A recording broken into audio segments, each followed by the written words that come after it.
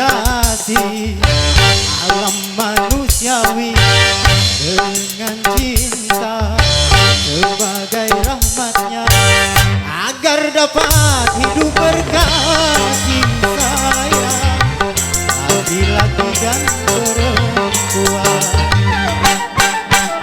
agar dapat mengembangkan keturunan demi penerus perjuangan.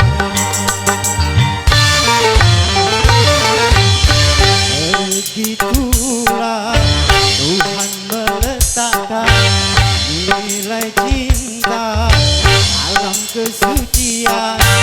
Jadi janganlah kau menyalahgunakan sebagai pewarna setan. Dan juga janganlah cinta kau jadikan alat membuat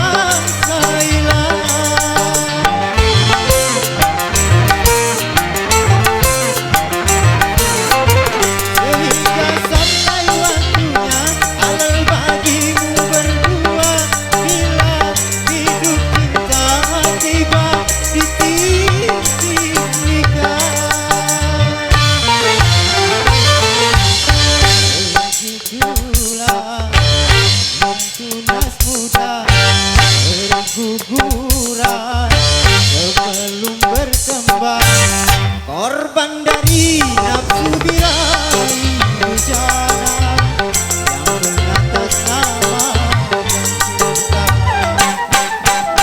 Janganlah kau menodai citra cinta yang memang suci